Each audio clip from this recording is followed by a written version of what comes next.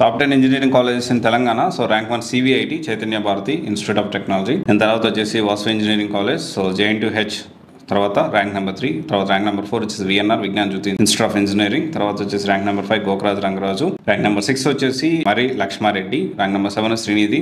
Rank number 8 వచ్చేసి Anurag engineering. Rank number 9 వచ్చేసి MGIT. ఇవన్నీ కూడా టాప్ 9 కాలేజెస్. ఒకసారి క్రాస్ వెరిఫై చేసుకోండి. ఈ కాలేజెస్ లో కూడా మీరు బ్రాంచ్ ని బట్టి కాలేజ్ సెలెక్ట్ చేసుకోండి. కాలేజీని బట్టి ఎప్పుడు కూడా బ్రాంచ్ ని సెలెక్ట్ చేసుకోకూడదు.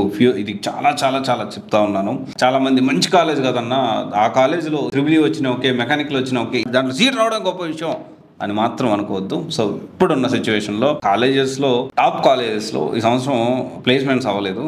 దాని గురించి కూడా నేను ఇంకొక వీడియోలో నేను మాట్లాడతాను. టాప్ ఇంజనీరింగ్ కాలేజెస్ ప్లేస్మెంట్స్ మాత్రం నిల్. దాని గురించి ఇంకొక వీడియోలో నేను మాట్లాడతాను. So select wisely. And first year మీరు ఇప్పుడు కొత్తగా జాయిన్ అవ్వాలి ఇంజనీరింగ్ కాలేజ్, మీరు ఖచ్చితంగా గుర్తుపెట్టుకోండి. సెకండ్ ఇయర్ నుంచే ప్రాపర్ ప్లానింగ్ తోటి చాలా ఇప్పుడు ఇన్స్టిట్యూట్స్ కానీ ఆన్లైన్ ఎడ్టెక్స్ కానీ చాలా మంది సెకండ్ ఇయర్ నుంచే ఒక ప్రాపర్ ప్లానింగ్ తోటి కాలేజ్తో సంబంధం లేకపోయినా మనకు ప్లేస్మెంట్ ఇచ్చేదానికి అలాంటి ఆపర్చునిటీస్ క్రియేట్ చేయడం చాలా ఎడ్టెక్ కంపెనీస్ ఇప్పుడు ముందుకు వస్తూ ఉన్నాయి.